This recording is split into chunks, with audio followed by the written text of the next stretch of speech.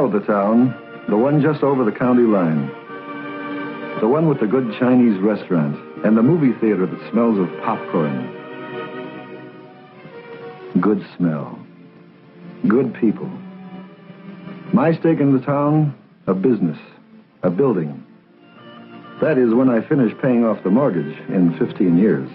I assume I'll be around in 15 years. That's something you have to assume, or else there's no point in assuming.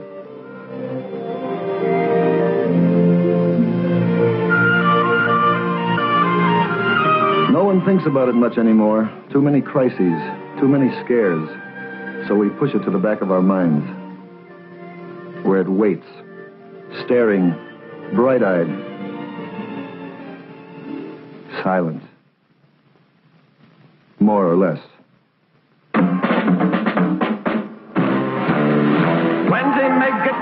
Number of family fallout shelters planned or begun in our town in the last 2 years, 189.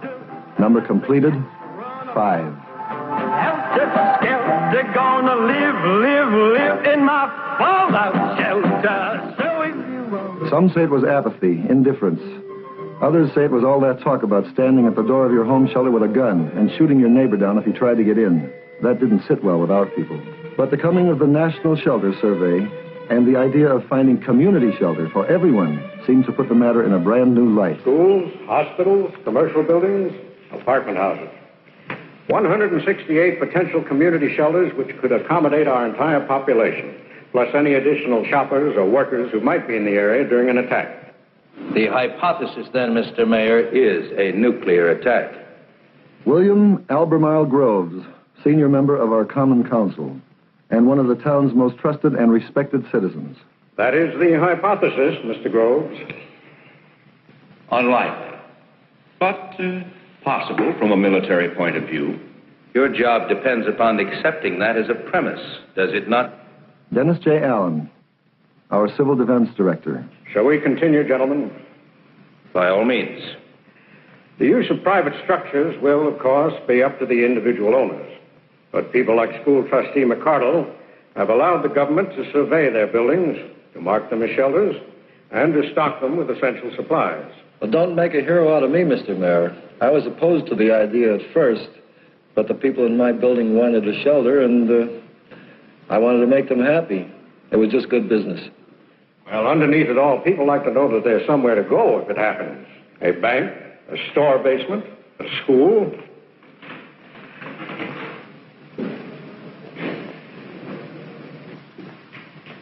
Why a school? They're located where people live. They're usually the most substantial buildings in the neighborhood. And the children are there during most of the daylight hours. That's a quarter of your population to begin with. Our 8 school buildings could protect 5,000 people from nuclear fallout. At what cost, Mr. Mayor? For Jackson High, virtually nothing. For Grammar School 2, additional ventilation at a cost of $5 per person sheltered. For Grammar Schools 1, 3, 4, 5, and 6, modifications at a cost of $40 per person sheltered. For Grammar School 7, now under construction, an additional cost of $35,000. Total cost of all modifications combined, $163,125.11. To be paid by whom? By the people, naturally. Will the doors of these shelters be thrown open to everyone? The schools always did belong to everyone.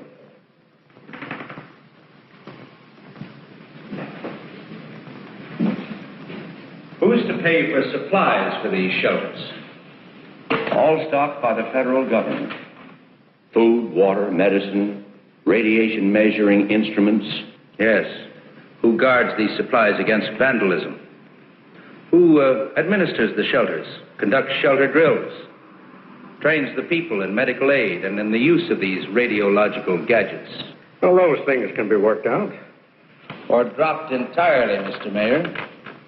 Not only is this not a matter for the schools, but in times like these, I can think of no more futile, negativistic approach than burrowing into the ground, and at these staggering costs.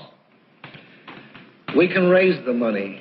And do without furniture, books, A cafeteria for Grammar School 2. More teachers for Grammar Schools 3 and 5, where we already have more than 40 pupils in a class. We want them to be 40 live pupils. I want them to be 40 live pupils, too. But I deny the issue is survival. Because for the first time in human affairs, to kill is to be killed, and to let live is to live. An uneasy balance, to be sure, but the beginnings of peace. Now, if we're going to spend our money, let's spend it bolstering peace. Best fallout protection we have. We all believe in working for peace, but that doesn't mean we can't take reasonable measures for defense. What is a reasonable defense against total destruction? Tell me what will be left for those people when they come up out of their holes. Shall we begin with life?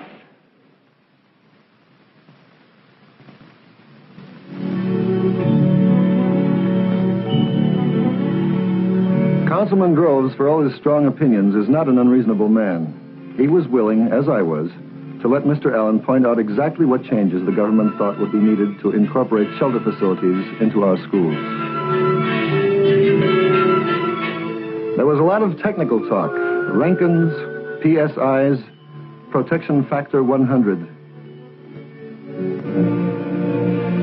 But it all came down to something simple. The ABCs of fallout protection.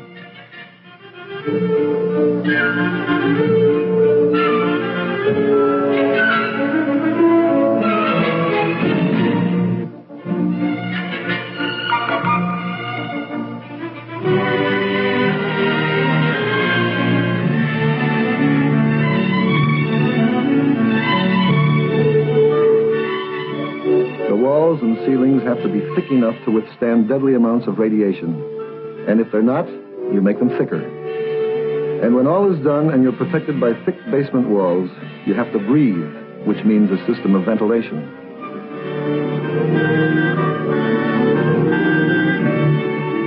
And drink, which means a plan for storing water. But I learned that basements aren't the only place to find fallout protection. We saw a room that opened on an air shaft and was shielded from every direction by heavy brick walls. This would give the room a high degree of fallout protection, even though it's above ground.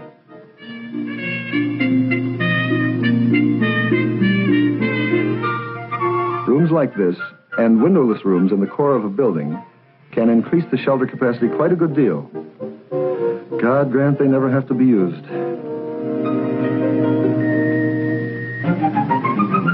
A few days later, Dennis Allen requested permission to present his case for school shelters before the full membership of the Common Council. He elected to do so by showing us films that arrived from Paducah, Kentucky. The Concord School had basement windows just below ground level. The windows had to be shielded. A local contractor donated cement blocks. The men of the town laid the blocks and shoveled earth between the blocks and the building foundation. Then flowers were planted along the new wall of defense. An independent power supply was installed for pumping water and providing lights. Eventually, the new shelter for 600 persons was stocked with a 2-week supply of food, which is maintained at all times. If Paducah could do that much by itself, why couldn't we do as well?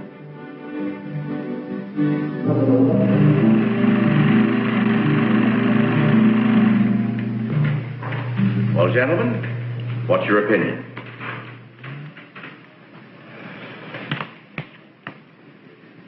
Gentlemen, I have a list here of some 370 items vitally needed by the public. It was quite a list. It not only covered our schools, but took in everything else needed by other departments of our city government. And it was obvious that, in his opinion, all these needs were more immediate and far more urgent than fallout protection.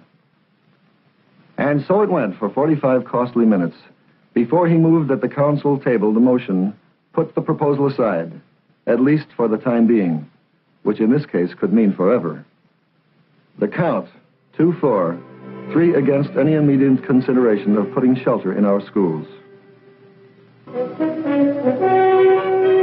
Dennis Allen does not give up easily. he persuaded Mr. Groves to accompany him to a model community shelter that had been set up in a neighboring county. A shelter that doubles as a meeting place for civic groups, proving that money for fallout shelters can also buy useful peacetime facilities. Allen also demonstrated the use of what Groves had called a radiological gadget, a dosimeter.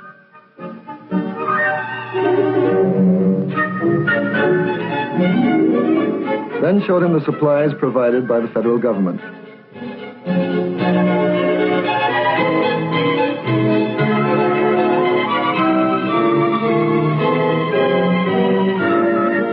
But if a change was forthcoming in Groves, the dent was still to be made.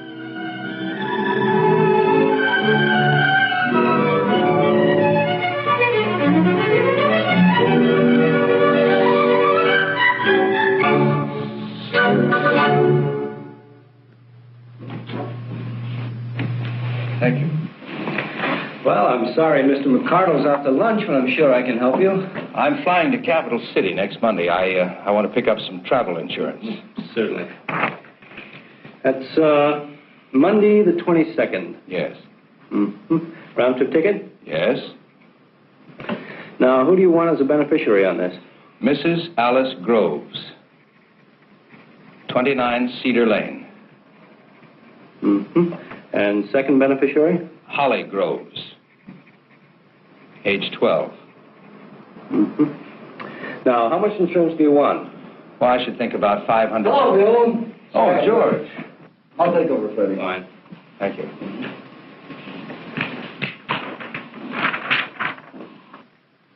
Travel insurance? Yes, Good policy. I'm sure it is.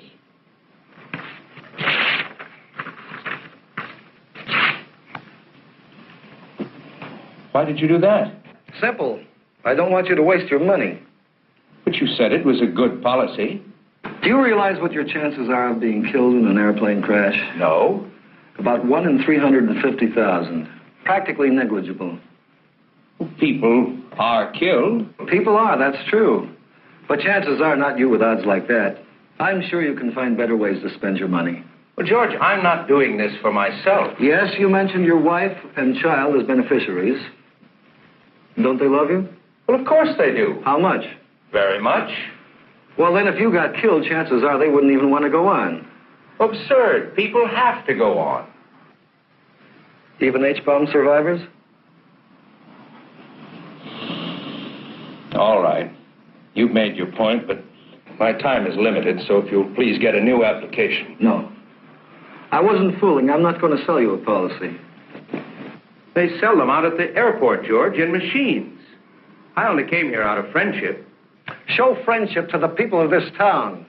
Give them some insurance.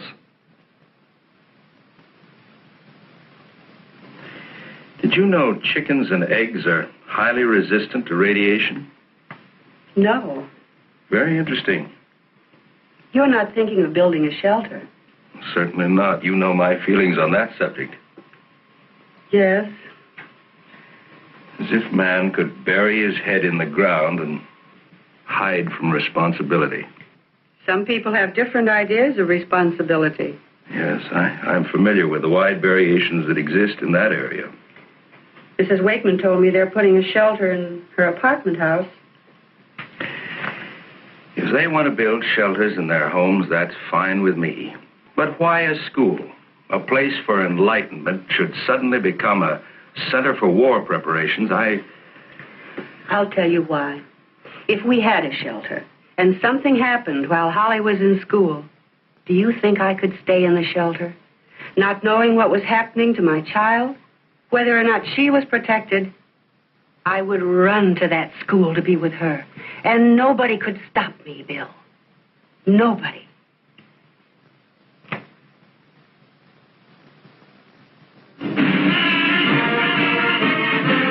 It was 2 weeks later, at a public meeting in Jackson High, that I saw Councilman Groves again. First item on the agenda was a plea for money for the high school band. After which Mr. Allen had permission to address the group on community shelters. As always, he included a definition of fallout. When a nuclear weapon explodes, many tons of vaporized earth are sucked up into the cloud, and there they become radioactive. These radioactive particles fall back to the earth up to hundreds of miles from the point of explosion, forming a dangerous blanket over buildings, fields, and roads.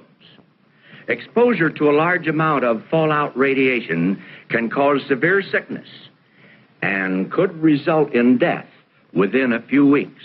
But the danger is a temporary one, since fallout decays rather rapidly after a nuclear blast. 7 hours later, radiation level is down to 10% of the original level. 2 days later, it's down to 1%. 2 weeks later, down to 1/10 of 1%, which means that the first 2 weeks are the critical ones in which to be sheltered, assuming, of course, that you have survived the initial explosion. Question. Yes? How far do you have to be from the blast to live through it? Well, let's take a 20 megaton surface burst. You would have a good chance of surviving if you were more than 12 miles from the point of detonation, provided you knew what to do. Well, what do you do? A number of things. The first sign of a nuclear explosion is a blinding flash of light. That means about 3 seconds before the heat or thermal wave. During those few seconds, you should try to get away from windows and behind something solid. That would minimize the burn effect, which lasts about 5 seconds. Then you would have about 1 minute to seek maximum cover before the blast. If possible, go below the surface of the ground. After the blast is over, the fallout will not begin for at least 30 minutes. Time to reach a shelter where you can remain for several days. How do you know when to come out? In a private shelter, you'd be notified by radio announcement. In a mass or community shelter, the director would tell you when it's safe to come out. Who's he? He's the man in charge of the shelter. He'd be somebody in your neighborhood with leadership experience. Suppose the director doesn't get to the shelter in time. There's a regular chain of succession. That's all worked out in advance by the community. What if I'm in one shelter and my husband's in another? Is there some way we could communicate? Are you sure he'd want to, Harriet? There would be regular radio broadcasts with news of survivors and outside conditions. If we're going to have community shelters, why are they still pushing family shelters? Or do I just have an old pamphlet? The family shelters are still the best answer for people on farms or in other isolated areas. And if the people in the cities and towns want extra protection at home, we certainly don't discourage them. What happens when you come out of the shelter? Is there anything left outside? The fact that you've survived the initial blast will mean that a great deal remains outside. There'll be decontamination teams trained to clear necessary surface areas, such as stores where food supplies exist. Will the food be safe to eat? Most of it, yes. Canned foods and packaged foods are safe if the outside containers are washed. Fruits and vegetables can be eaten if they're washed and peeled. And meat that's been covered is fine if it hasn't been spoiled by lack of refrigeration. Can you drink the water outside? Water from most underground sources. Water that's been in pipes or tanks is fine. As for rivers and streams and lakes, normal flow and settling will get rid of most of the contamination within a few days. May I say a word, sir? Yes. I've been sitting here for 15 minutes listening to you, and I'm appalled that you would lull these people into a false sense of security. I wasn't aware of any lulling. Why, you gave me the impression that we would be safe in these so-called community shelters. Safe from fallout, yes. Is it not a fact that blast and fire are by far the most deadly of all thermonuclear effects? And that when the bomb hits, our homes will be pulverized?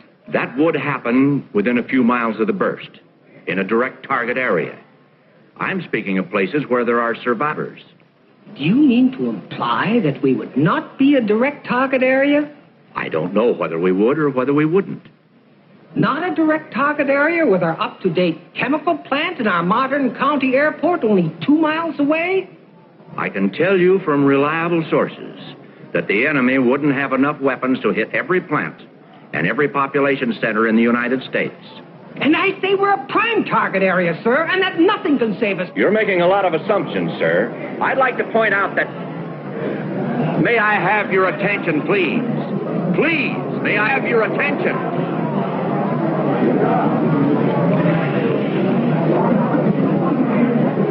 I would like to answer the gentleman's comments, if I may.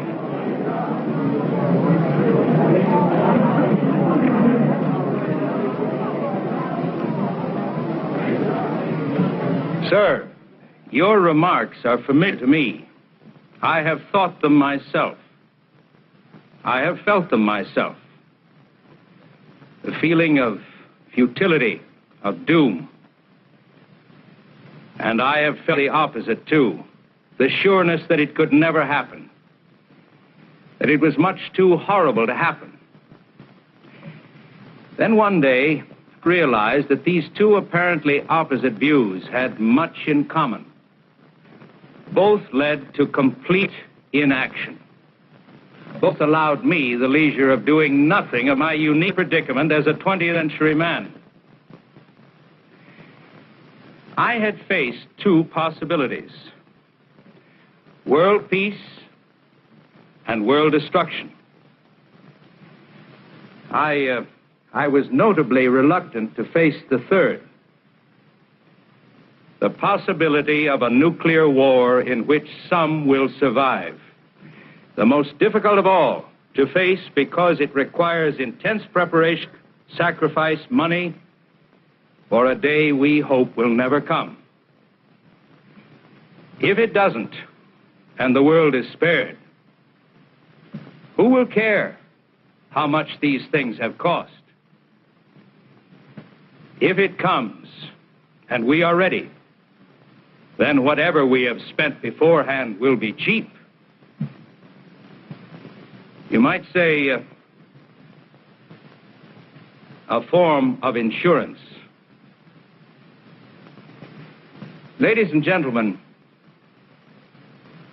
I ask your assistance in financing the construction of shelters in our public schools.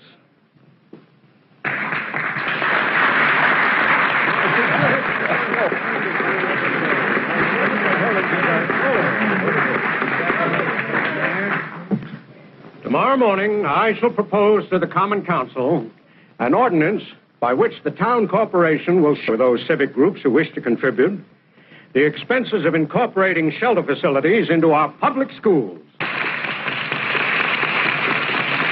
Chain reactions are easier to start than to stop.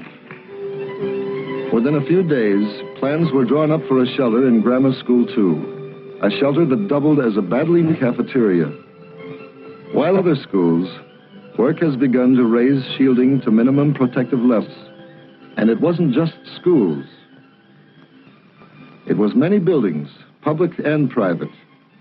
In some, much work remains to be done, and will be done, because people have started to care.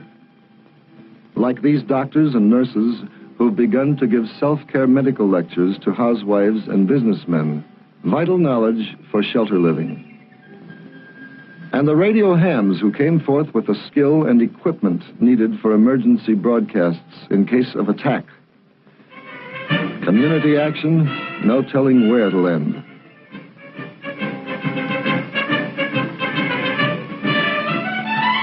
You know the town, the one just over the county line, the one with a good Chinese restaurant, and the movie theater that smells of popcorn.